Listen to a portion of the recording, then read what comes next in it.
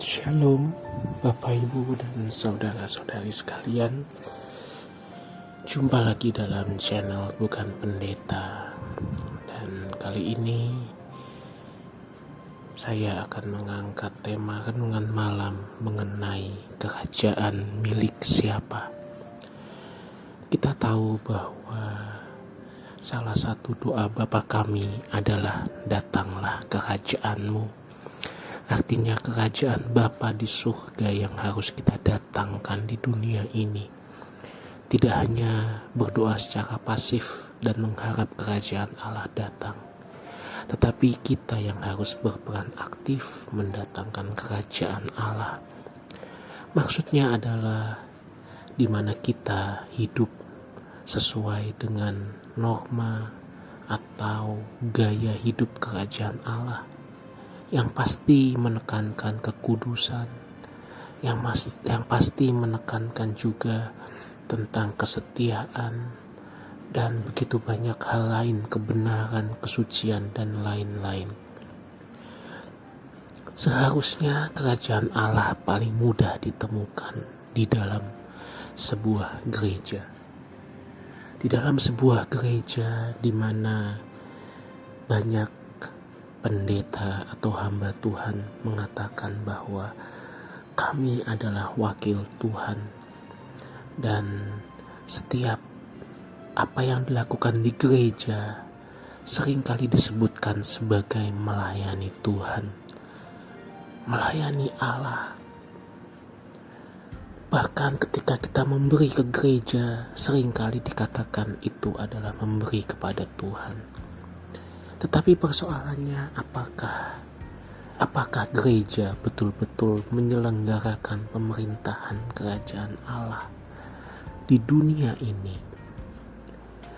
Seringkali, khususnya di sejumlah gereja yang bersifat otonom atau desentralisasi, di mana gembala sidang setempat, gembala jemaat setempat memiliki peran penuh dan nyaris mutlak dalam pengelolaan gereja tersebut. Pendeta atau gembala di situ sebetulnya sedang membangun kerajaannya sendiri, mengambil keputusan seolah-olah itu adalah kerajaannya sendiri. Dalam pelayanan, dalam ibadah tentu tidak seperti itu, tapi disembunyikan dalam ini pekerjaan Tuhan, ini kerajaan Tuhan. Tetapi kenyataannya mereka sedang membangun kerajaannya sendiri, yang ditunjukkan dari pengelolaan keuangan yang memang tidak transparan ya. Jadi sebetulnya kerajaan siapa yang ada di dalam gereja? Persoalannya kita tidak boleh punya kerajaan sendiri di dalam kerajaan Allah.